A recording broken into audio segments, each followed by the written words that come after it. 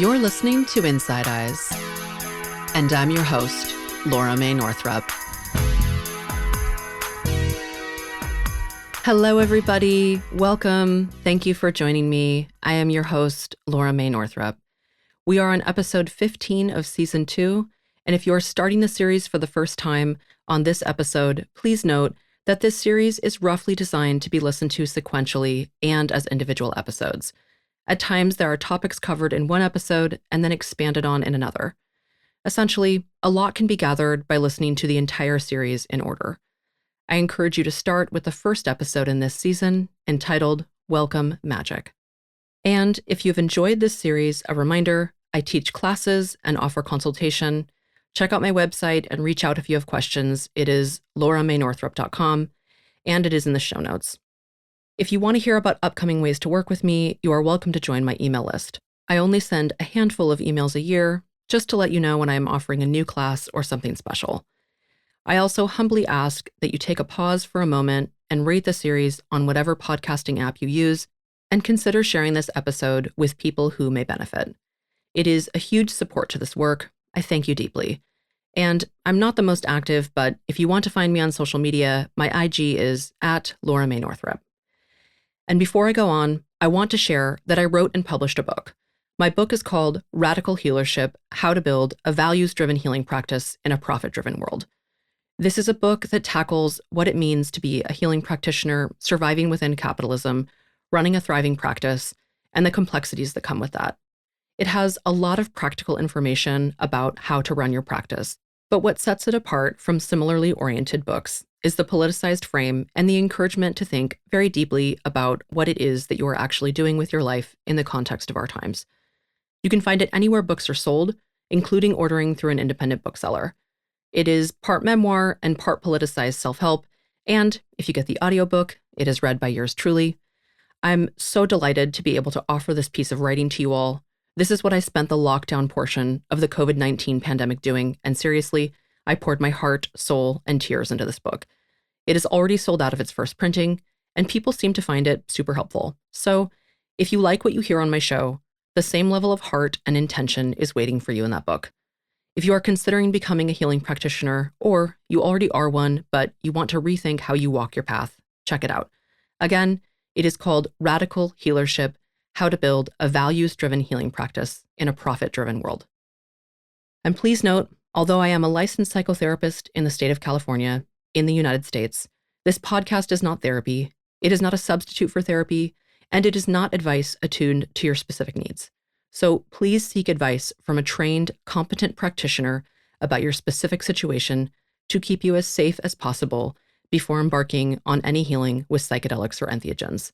I offer these insights in the spirit of harm reduction and education. And remember that there is sensitive content in these episodes that is not suitable for children. So yeah, this episode is about suicide, a very heavy topic that has touched many of us in different ways.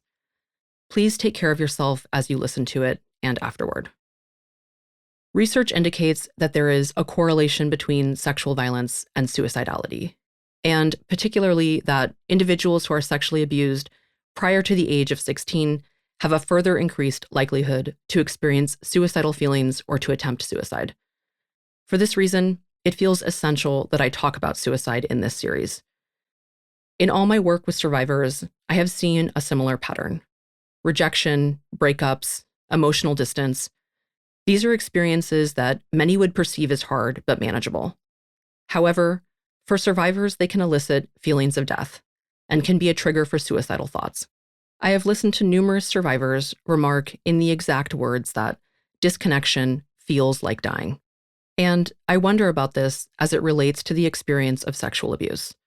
What is the relationship between disconnection, sexual violence, and death?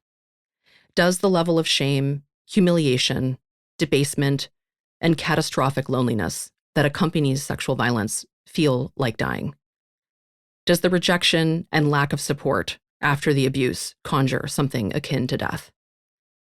Is it the shattering dissonance of being blamed for something one was powerless to stop?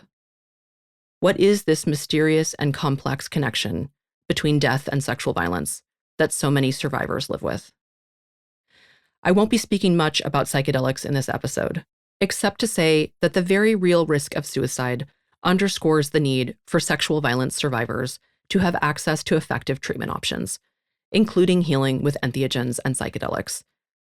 In order to make these treatments accessible, they must be decriminalized or legalized around the world, and I personally support the prioritization of decriminalization. As long as they are criminalized, this type of healing will be complex for marginalized populations who are disproportionately targeted for criminalized activity. It should not be a crime to want to stay alive. It should not be a crime to survive violence. And these are methods we are using to survive and stay alive. This episode today is a very personal one, and in some ways, it's been a hard one to produce. I'm going to talk a little about my personal journey. If I am currently your therapist, or if I have ever been your therapist, or if you are feeling strongly that you would like to reach out to me to start therapy, I'm going to ask that you please respect my privacy and the therapeutic container of our work together and stop listening now, and simply skip this episode.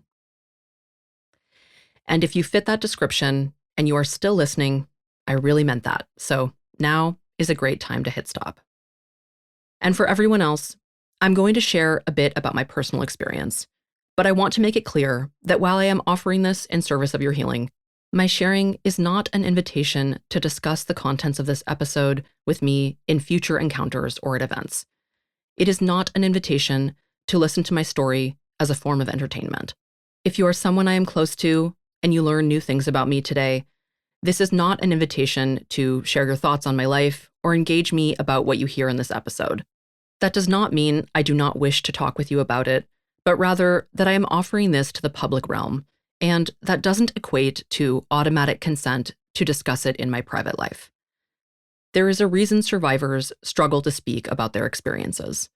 We are stigmatized, blamed, seen as damaged, and heavily projected onto. For me to share about myself, I need something in return. I need you to listen to this and remember that I am a person, just like you. I don't want to be stigmatized or shamed or gawked at. I don't want to be gossiped about or analyzed. I want and need you to muster the highest level of respect and compassion you have for others, and listen from that place. I've been considering killing myself since I was a young person, and I know that for me, that is inextricably linked to the sexual violence I experienced as a child. As a teen, spending time in the punk scene saved my life. I never talked about my abuse, but just being around people who were angry and speaking up about injustice was like a godsend. Punk is a complicated subculture, and I could speak at length with critiques of it, but at the time it showed me that groups of people can look at violence and name it together, rather than collectively deny or ignore it. And growing up as a white person in the US, the cultural conditioning to collectively deny or excuse violence was and is a ubiquitous force in my life. I was beginning to understand the relationship between interpersonal violence and state violence, finding words and analysis to articulate a quiet knowing stirring in my heart. In my early 20s, I started opening up to friends about my abuse history. It felt like if someone didn't know, they didn't really know me, because it had so deeply shaped my life. On more than one occasion, someone would hear my story and, in an emotional shock, respond by saying something like, "If that had happened to me, I would kill myself." Or the less blunt, more vague, "I don't know how I would live with that." On the one hand, I hated it when people said that. I wished they would say, "Thank you for sharing this with me. I know it was probably hard to do," or something to that effect. And on the other hand, I think they were having a very real and validating response. Who wouldn't consider their own death under those circumstances? I certainly have. There have been times in my life where I was struggling to stay alive every day. While some people at some moments knew what I was going through, in a lot of ways, it was a private, secret struggle that I kept to myself. It wasn't simply a desire to kill myself. It was complex and disturbing. Thinking about not existing was relieving. Thinking about ending it all with a level of violence that matched what was happening inside of me, that gave me momentary peace over and over again. Considering punishing myself for being so wretched momentarily made me feel good, as though I could be redeemed by destroying the bad person that I was. But then I would start to plan, imagine the moment, do internet searches on methods, and terrify myself with my own behavior.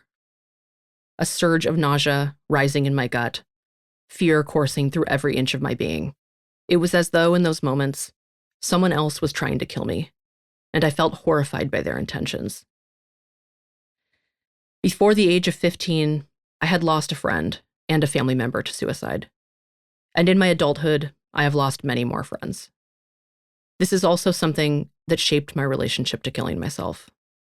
Knowing what it does to the survivors, experiencing firsthand the gripping wish to have been there, to have said the right thing, to have stopped it. In my later 20s, someone in my community with the same name as me took her life. A friend confided in me that when she heard the news, she thought it was me. Hearing her describe the devastation of momentarily thinking that I had killed myself impacted me greatly. Of course, once she was informed who had actually died, a different but equally painful surge of grief arrived. Some years back, I had a strange and illuminating experience in which I became aware of a part of myself that was previously challenging to name.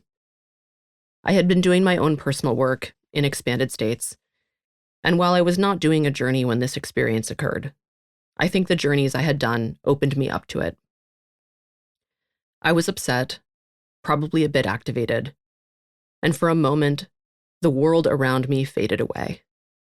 And I could see this raw image of a girl that I instinctively knew I had encountered many times in my life, but never seen. It was disturbing.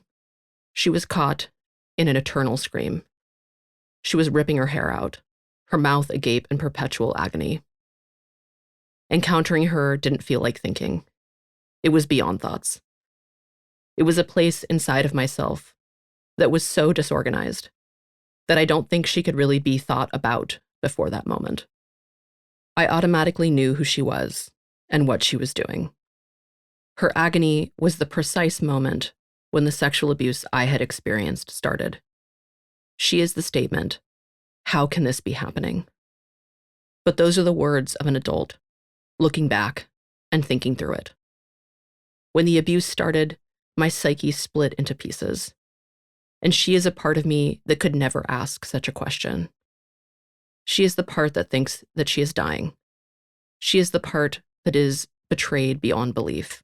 She is the part that is still experiencing the abuse because she split off when she was living through it and had no idea if it would ever end and could not even maintain enough thought capacity to wonder such a thing. She is the part that became psychotic and lives outside of coherence to survive. She is the part that encountered pure evil. And when I finally saw her, finally felt her, she was the part that was still terrified beyond language. She is the grief when a loved one dies and you say to yourself, "No, no, no," only to confront moment after moment of remembering that, yes, this is what happened. Death is finite, and what was will never be again. Encountering her prompted many wonderings about healing. Would I have found my way to her in some other modality, or was this only able to be worked with because of the expanded states that had opened me up to finding her? I really don't know. And what could I do with this experience? At the time, and for some years after, I imagined she was never going to be talked through, that no amount of emoting would resolve this, because she would never unknow those experiences. I had thought to myself, she will be lived with, a relationship made between us. It was a reasonable and hopeful response. I was never going back to a life where I had not had these experiences. However, over time, something else happened. Prior to this encounter, I was aware of and thinking about the abuse frequently, turning it like a weathered stone in my pocket. But this part of me needed more than that. I needed more than that. She represented many things, some of which was an inner pain and chaos that I spent large parts of my life trying to escape. Through vices, through isolation, through denial. She represented loss of innocence, of time, of wellness, of safety and trust. I began to feel more of that anguish in real time. I dove in closer to her. It was true. Acknowledging her was not enough to heal this. And I also didn't need to simply stop at living with this extremely injured part of me. Something here needed to be felt and understood beyond what thinking and language offers. I needed to allow myself to more deeply acknowledge everything I had lost and embrace the reality of that tremendous grief. A different kind of grace and potential emerged. A bit more ease and trust that I could do it. That I would find something I needed by getting so close to the turmoil. That there might be more available to me there. Grieving is a part of what allows us to set down the past. Not to be forever in pain about what no longer is, but rather to honor, understand, and be changed by it.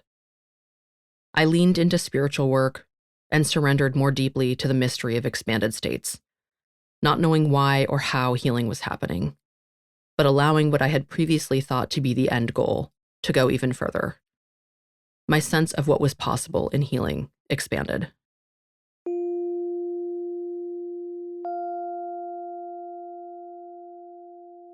An aspect of the abuse that has always been hard for me to grapple with is the question of why.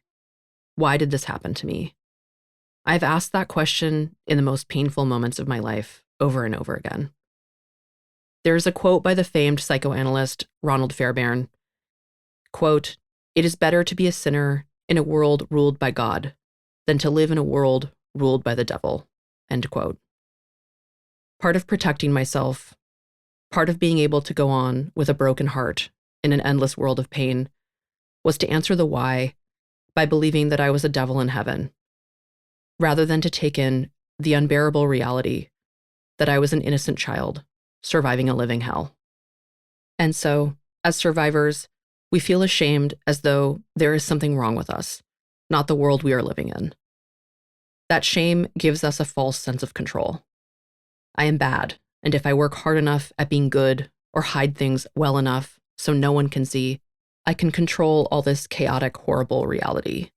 In some twisted way, feeling ashamed soothes that sense of powerlessness that is too terrifying for a child or an adult to bear. And in this ashamed place, we are alone and worthless.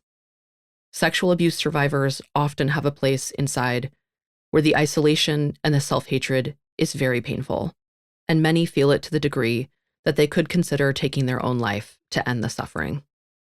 Over time, I came to see the wisdom in an impulse towards suicide.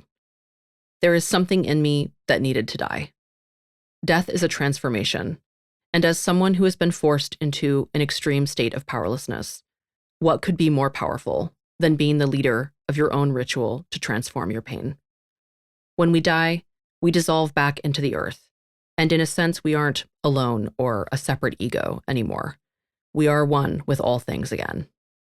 I began to see the desire to kill oneself as a desire to be connected to and held by something much larger than ourselves, to move away from the catastrophic loneliness.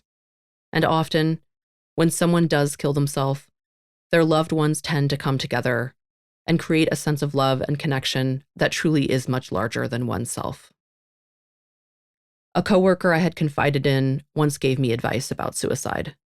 They told me to go to a bridge in some woods outside of town, overlooking lush forest and a winding river. And while I am looking at that view, about to jump, ask myself, do I really want to say goodbye to that beauty? Because when you've experienced something so wretched and ugly, beauty is a balm to the soul. When I first moved to the Bay Area, I was keenly aware that I was one public transit ride away from my death. Most of the time, it felt comforting to know that the Golden Gate Bridge was there, always available to me. Bridges connect us. They are symbolic of the journey from one side to another. And for someone who is suicidal, it can be a concrete symbol of the inner struggle to transform and walk the path from pain to a sense of peace. I am here telling you all of this, so I did find a way to stop myself from jumping. I honored the wisdom embedded in suicidal thoughts. I accepted the impulse to kill, or rather end the existence of something inside of me. The abuser that I never consented to having in my body, still taking up residence in the extremely destructive ways that I treated myself and the shame I had internalized to survive. I accepted the need to be connected and held by something larger than myself: community, loved ones, spirit, and the earth. I accepted that a part of me was trying to take some steps on a path, not to jump off the bridge, but to cross it.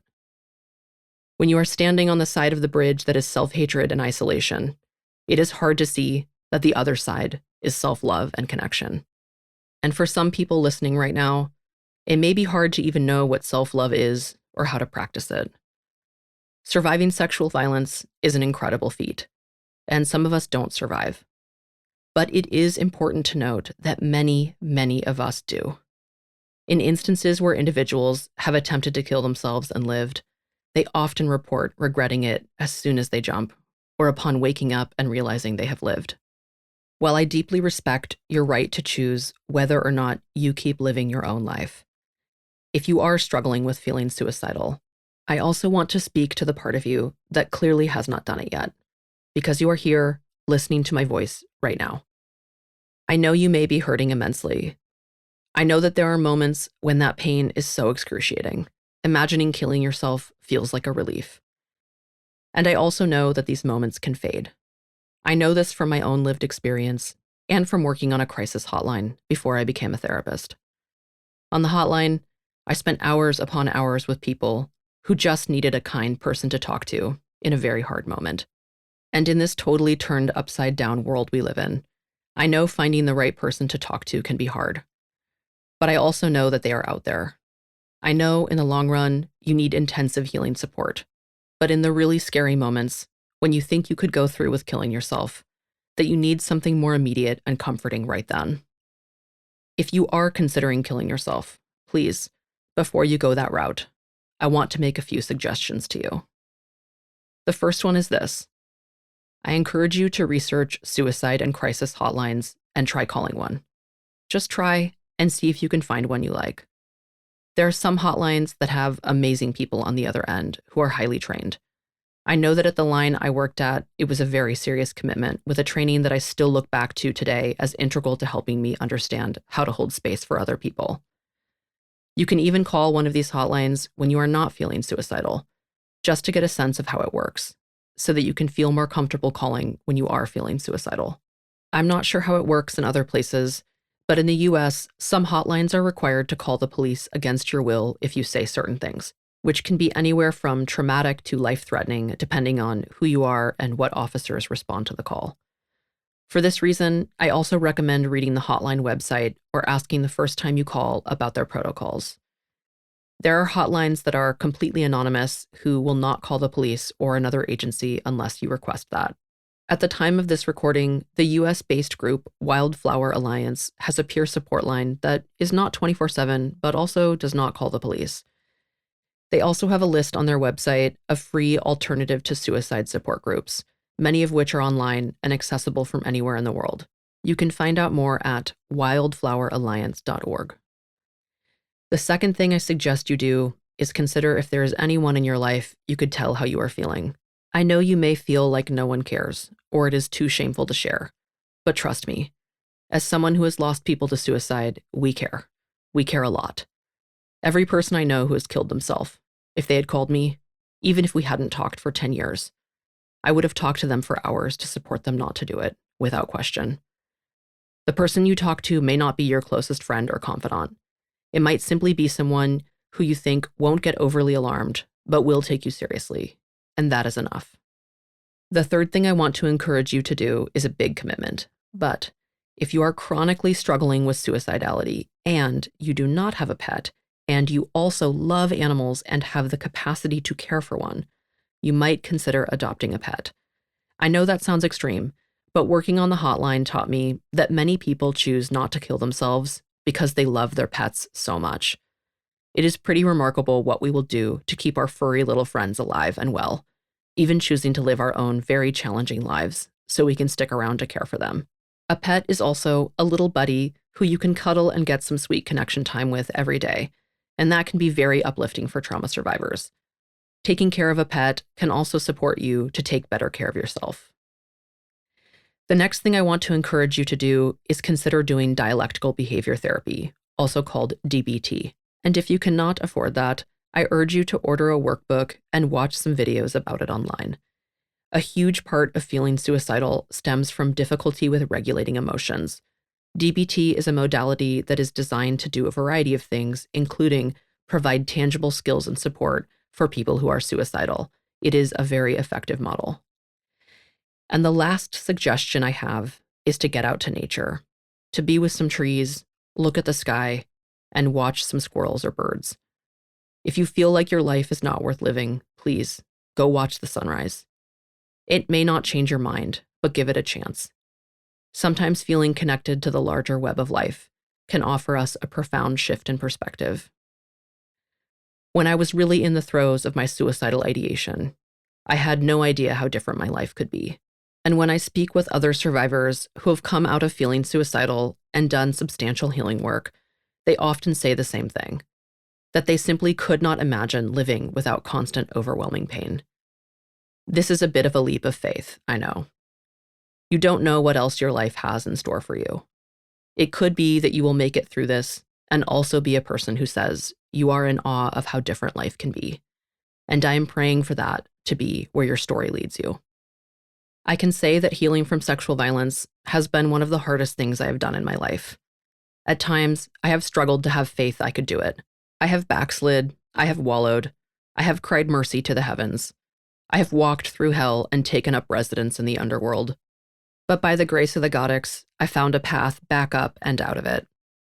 I now know that I will not be killing myself from the pain of surviving this violence, and I am living with peace that I truly never could have imagined. That is not to say that I am not still a person who suffers, because I definitely am, and this is not a happy ending story that erases what came before it. I will always be a survivor of extreme violence, and I am also simply a person, like everyone else, dealing with a myriad of inescapable issues that come with being alive. While talking about my own relationship to suicide is vulnerable, and I needed a lot of support from my community to do it, I felt something internal driving me forward in the process. Surviving is something we do for ourselves, but it is also something we do for each other.